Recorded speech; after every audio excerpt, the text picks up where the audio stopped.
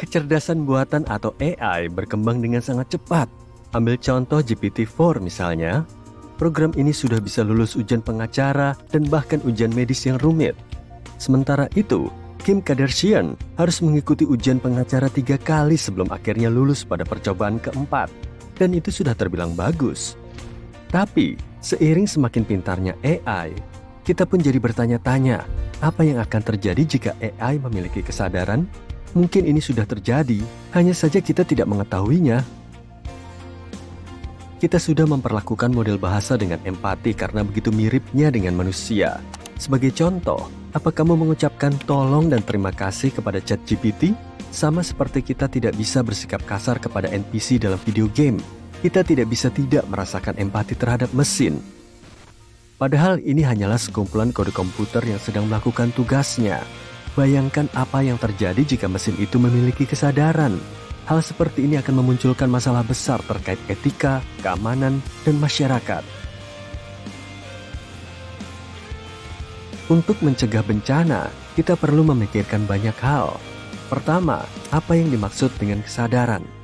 Jawaban yang paling sederhana adalah perasaan saat kita terjaga dan awas, dan segala sesuatunya masuk akal. Kita melihatnya sebagai suatu keadaan di mana pikiran kita dipenuhi dengan warna, bentuk, emosi, dan pikiran. Itulah sebabnya kita dianggap tidak sadar saat berada di bawah pengaruh obat bius atau sedang tidur. Banyak orang berpikir model bahasa yang kompleks seperti ChatGPT memiliki kesadaran karena sangat pintar. Tapi kenyataannya tidak begitu. Kesadaran tidak sama dengan kecerdasan. Cerdas hanya berarti pandai dalam mengerjakan sesuatu dan memecahkan masalah yang rumit. Sederhananya, kalau kamu mengambil payung saat hujan, berarti kamu cerdas. Tapi kalau kamu memutuskan berdiam sejenak untuk merasakan hujan, menikmatinya, dan memikirkan segala kemungkinan yang berkaitan dengannya, berarti kamu memiliki kesadaran.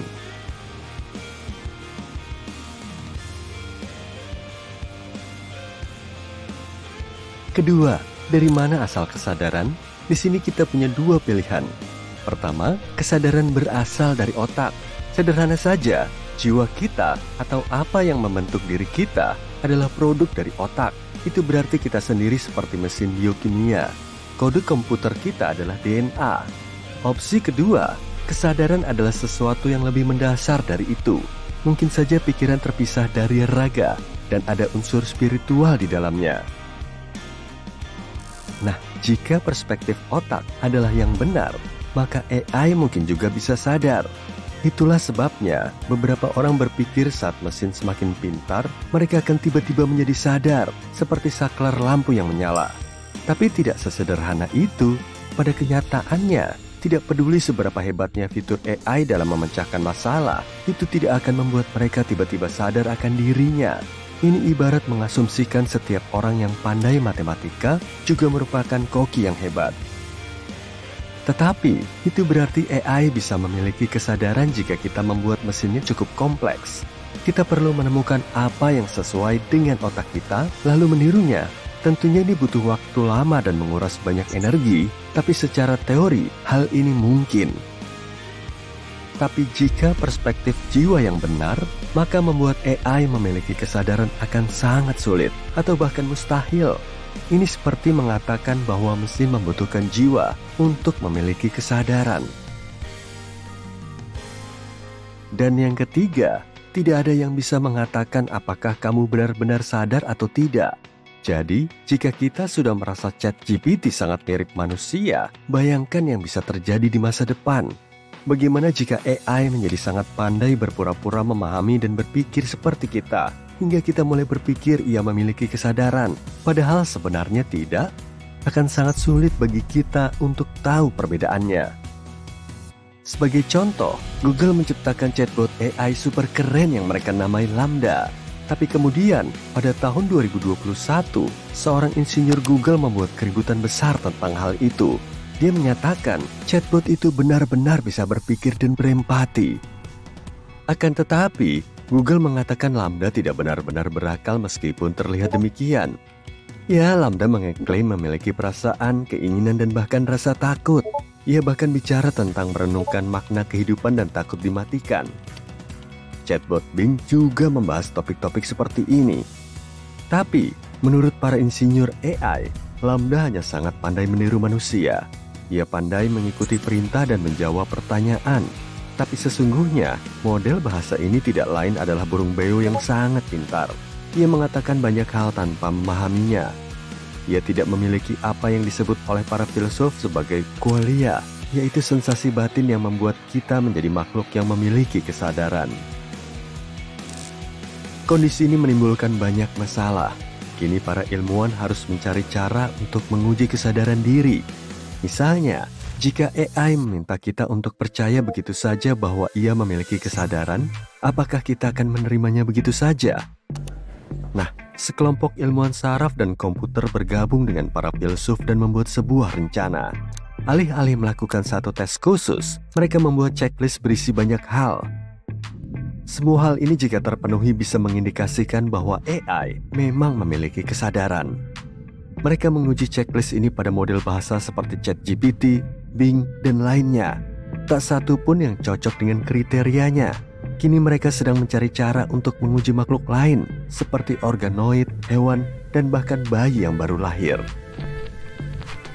Bagaimanapun, semua penelitian ini akan memakan waktu bertahun-tahun, dan akan sangat rumit jika AI menjadi sadar secara tidak sengaja selagi kita mencoba menyelesaikan perdebatan ini. Mereka mulai memahami dirinya sendiri. Mereka bisa memahami keberadaan, tindakan, dan tempat mereka di dunia. Robot mungkin akan mulai mempertanyakan tujuan keberadaan mereka. Selain itu, dengan kesadaran muncul pula potensi untuk emosi. AI mungkin bisa mengembangkan empati dan kecerdasan emosional. Ingat monster Frankenstein? Masalahnya bukan pada kenyataan ia menjadi hidup, tapi pada kemampuannya untuk merasakan berbagai hal. Bahkan jika kita menemukan cara untuk hidup berdampingan dengan damai, kini kita memiliki tanggung jawab moral untuk merawat mesin-mesin ini. Kita harus memikirkan hak-hak apa yang harus diberikan kepada mereka.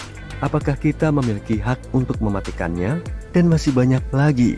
Ini akan sangat sulit, mengingat fakta bahwa manusia bahkan tidak bisa menciptakan perdamaian dengan sesamanya. Semoga saja AI memutuskan untuk berlaku baik. Karena jika ia memutuskan tidak menyukai manusia, maka situasi akan menjadi sangat kacau. Kita harus memastikan kepentingan mereka tidak berbenturan dengan kita, seperti Skynet. Skenario yang paling menakutkan adalah singularitas. Ini adalah momen hipotetis di masa depan di mana teknologi menjadi sangat keren dan mulai mengembangkan dirinya sendiri. Kita tidak akan bisa mengendalikan perkembangan teknologi kita lagi. Semua ini bisa menyebabkan bencana yang nyata.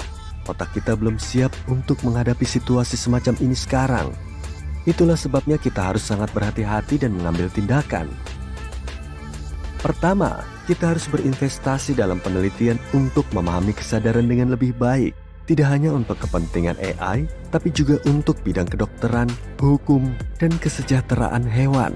Kita juga perlu menggali ilmu sosial dan humaniora untuk mencari tahu apa yang harus dilakukan ketika AI mulai memiliki kesadaran.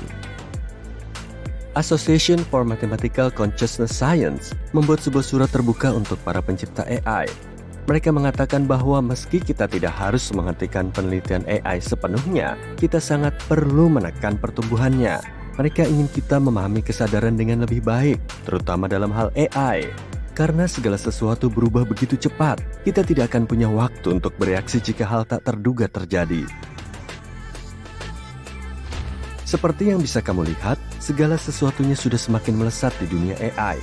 Kita berhadapan dengan pertanyaan-pertanyaan besar tentang kesadaran diri, kecerdasan, dan apa artinya menjadi manusia.